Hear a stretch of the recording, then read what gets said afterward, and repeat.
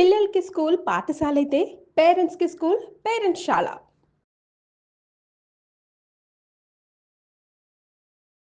నమస్కారం, మీరు చూస్తుంది సుమన్ టీవీ. నేను మీ కీర్తి.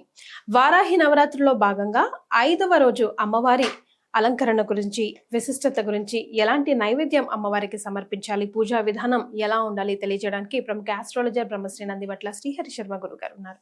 నమస్తే గురుగారు. వాగర్థావివ సంపృక్తౌ వాగర్థ ప్రతిపత్తయే జగతః పితరౌ వందే పార్వతీ పరమేశ్వరౌ. ఆదిత్యాయ చ సోమాయ మంగళాయ బుధాయ చ గురు శుక్ర శనిభ్యశ్చ రాహవే కేతవే నమః. శృంగేరి జగద్గురు పీఠాధిపతులకి, కంచి పీఠాధిపతులకి నమస్కారములు తెలియచేసుకుంటూ కార్యక్రమాన్ని ప్రారంభిద్దాం. వారాహి నవరాత్రుల్లో భాగంగా 5వ రోజు అమ్మవారి విశిష్టత గురించి, అమ్మవారి అలంకరణ గురించి తెలుసుకుందాం గురుగారు. మనము 4వ రోజున కిరాత వారాహి రూపంలో అమ్మవారిని మనం పూజించే విధానాన్ని తెలుసుకున్నాం. 5వ రోజు అమ్మవారిని శ్వేత వరాహి రూపంలో మనం కొలుచుకోవాలి. శ్వేత వరాహి అంటేనే అందులోనే పేరులోనే ఉంది, తెల్లటి రూపం కలిగినటువంటి అమ్మవారు. ఇప్పుడు మనకు వరాహాలు అనేకంగా కనబడతాయి. తెల్ల రంగులో ఉన్నటువంటి వరాహాలు అంటే ఆ రూపమే, శ్వేత వరాహ రూపమే. ఈ అమ్మవారు వారాహి అమ్మవారి యొక్క అవతారాల్లో విశిష్టమైనటువంటి అమ్మవారట. ప్రధానంగా ఈ అమ్మవారు నీటిలో తేలియాడే ధైర్యంగా ఉండే యువరాణి అట. అంటే యువరాణి అంటే ఏంటి? యవ్వనంతో, మంచి యవ్వనంతో ఉండి అనేక పటుత్వము, శక్తులు కలిగినటువంటిది, ఏదైనా సాధించగలము అనేటువంటి భావంతో ఉండేటువంటి మనిషి యవ్వనంలో ఉంటాడు. అంటే 21 ఏళ్ల నుంచి 45-50 ఏళ్ల వరకు కూడా యవ్వనవంతుడే. ఆ సమయంలోనే అన్ని రకాల పనులు చేస్తాడు. ఇలాంటి నీటిలో తేలియాడే యవ్వనమైనటువంటి రూపాన్ని కలిగినటువంటిది. ప్రధానంగా ఈ అమ్మవారిని గనక పూజించినటువంటి వాళ్ళకి చక్కటి సత్సంతానం కలుగుతుంది. మనకు అష్టలక్ష్ములలో సంతాన లక్ష్మి కూడా ఉంది కదా. లక్ష్మి యొక్క మరొక అవతారమే వారాహి అమ్మవారు కదా. అందులో సంతానాన్ని ప్రసాదించే వారాహి అమ్మవారు ఈ శ్వేత వరాహి అమ్మవారు.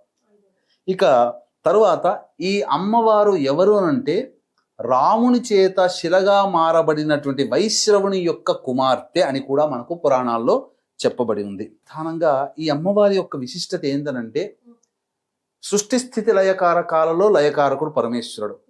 అంటే శివుడు ఏ పని చేసినా ఈ అమ్మవారు యాక్సెప్టెన్స్ ఇచ్చేస్తుందట, ఆమోదయోగ్యాన్ని తెలుపుతుంది. నువ్వు చేసే ప్రతి పని కరెక్టే నాయనా, నీకు ఆమోదయోగ్యం అని ఈ అమ్మవారు ప్రింట్ వేస్తుంది. ఇది ఈ అమ్మవారి యొక్క విశిష్టత. ఈ అమ్మవారిని పూజించడం ద్వారా, ఈ అమ్మవారికి సంబంధించినటువంటి హోమం చేయడం ద్వారా శారీరక మానసికంగా పుష్టి, స్థిరత్వం కలుగుతుంది. మానసికమైనటువంటి దుర్బలత్వంతో ఉన్నటువంటి వాళ్ళు, డెసిషన్ మేకింగ్ ఇప్పుడు మాట్లాడి వెంబడే నిమిషానికి మార్చుకునే వాళ్ళు, చంచలమైనటువంటి మనస్తత్వం ఉన్నవాళ్ళు, మానసికంగా ఎదుగుదల లేనటువంటి వాళ్ళు ఈ అమ్మవారిని పూజించడం ద్వారా ఆ సమస్యలన్నీ కూడా పోతాయి.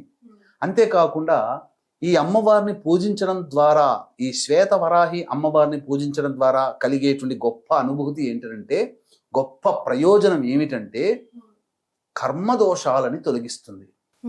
అంటే గత జన్మ కర్మదోషాలు, ఈ జన్మల్లో మనకు తెలిసి తెలియక చేసినటువంటి కర్మదోషాలు, సంచిత పురాకృత ప్రారంధ కర్మదోషాలు, దృఢ అదృఢ కర్మదోషాలు, ఇవన్నీ కూడా రూపుమాపే శక్తి కలిగినటువంటి అమ్మవారు ఈ శ్వేతవారాహి అమ్మవారు.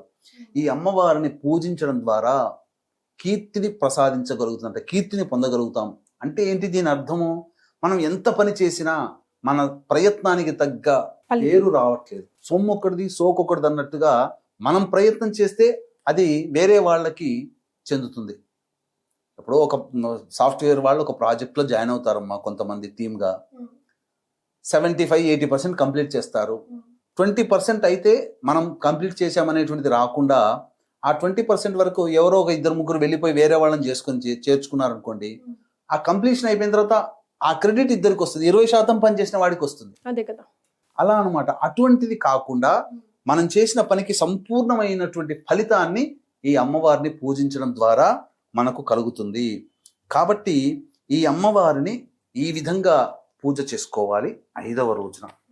ప్రతిరోజు కూడా ఒక్కొక్క అవతారం, ఒక్కొక్క రూపంగా ఉంది కదా. శ్వేతవరాహి అంటే అమ్మవారు తెల్లటి వస్త్రాలు ధరించి చక్కగా యవ్వనములో ఉన్నటువంటి, ఇప్పుడు మనము వారాహి అమ్మవార్లు ఉంటాయి ఫోటోలు చూస్తే, మధ్య వయస్కురాలు, ముసలితనం, ప్రౌఢత్వం వచ్చినటువంటి ఆ ఫోటోలో కనబడుతుంది మనకు పక్కాగా. మీ వర్ణన నేను అలాగే ఊహించుకుంటున్నాను ఆ గురుగారు. యొక్క మనస్సులో ఆ తెల్లటి వస్త్రాలు ధరించి తెల్లటి రూపం, శరీరం కాంతి కూడా తెల్లగా ఉండాలట.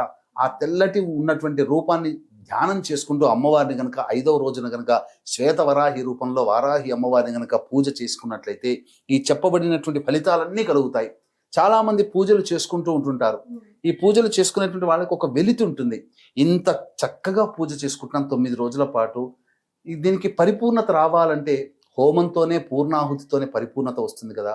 అలాగే చాలా మంది పూజలు చేసుకోకుండా ఉంటారు. మధ్యలో చూసి ఇంతటి గొప్పదైనటువంటి ఫలితాన్ని ఇచ్చే అమ్మవారిని నేను పూజ చేయలేకపోయానని, నాకు ఫలితం ఎలా కలుగుతుందని ఆరాటపడేటువంటి వాళ్ళకి చక్కటి సువర్ణ అవకాశం. మన పీఠం ఆధ్వర్యంలో జూలై 5వ తారీఖు రోజున దశమి స్వాతి నక్షత్రం కలిసి ఉన్నటువంటి రోజున ఈ 9 వారాహి అమ్మవార్ల యొక్క హోమాది కార్యక్రమాలు శాస్త్రీయంగా జరిపించడం జరుగుతుంది. మధ్యాహ్నం 3 గంటలకి ప్రారంభమవుతుంది. తర్వాత 12 గంటల లోపల గోత్రనామాదులు నమోదు చేసుకోవచ్చు. చక్కగా ఈ కార్యక్రమంలో పాల్గొన్నటువంటి వాళ్ళకి శక్తిపాతము చేయబడినటువంటి శంకరుంగలి మాలని మీకు అందివ్వడం జరుగుతుంది. గురుగారు, మరి అమ్మవారికి ఏ నైవేద్యం 5వ రోజు సమర్పించాలంటారు? ఇక్కడ అమ్మవారికి అన్నము పెసరపప్పు కలిపినటువంటి వాటితో అన్నాన్ని తయారు చేయాలి. బియ్యము పెసరపప్పుతో చేసినటువంటి అన్నాన్ని నైవేద్యము మరియు దద్దోజనం కూడా నైవేద్యంగా పెట్టాలమ్మా. ఇంకొక విశేషం కూడా ఉందమ్మా. ప్రత్యేకమైన విశేషం ఏంటంటే ఈ వారాహి నవరాత్రులు ప్రారంభమయ్యేది ఆరుద్ర నక్షత్రం 10వ తేదీ అనగా శుక్రవారం నాడు అమ్మవారి ఉద్వాసన చెయ్యకూడదు కాబట్టి శనివారం నాడు దశమి తిథి రోజున ఉద్వాసన చెయ్యాలి.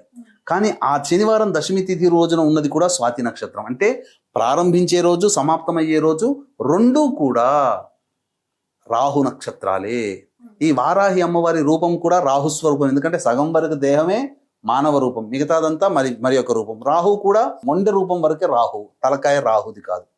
కాబట్టి ఈ రాహు నక్షత్రంలో ప్రారంభమై రాహు నక్షత్రంలో నవరాత్రులు సమాప్తమవుతున్నాయి. కాబట్టి ఎవరైనా ఈ వారాహి అమ్మవారిని చేసుకుంటే ఖచ్చితంగా ఈ సంవత్సరం అంటే 2025 చెడు కాలం చూస్తున్నాం. ప్రపంచమంతా హాహాకారాలు చేస్తున్నాయి. యుద్ధాలు, వాతావరణం, ఆస్తి నష్టం, జన నష్టం జరుగుతుంది. ప్రకృతి విపత్తులు వస్తున్నాయి. అటువంటి సమయంలో ఈ అమ్మవారిని ఆరాధన చేయడం ద్వారా మనం రక్షింపబడతాము. దైవానుగ్రహం మనకు కలుగుతుంది, మనకు మన కుటుంబానికి కలుగుతుంది. ఇటువంటి అద్భుతమైనటువంటి కలయికలు కలిగినటువంటి రోజు కాబట్టి చక్కగా ఆచరించండి, తరించండి. చాలా సంతోషం గురుగారు. కులంకుశంగా ప్రతి ఒక్కటి కూడా వారాహి అమ్మవారికి సంబంధించి వివరించారు. ధన్యవాదాలు. సర్వం శ్రీ ఉమామహేశ్వర పరబ్రహ్మార్పణమస్తు.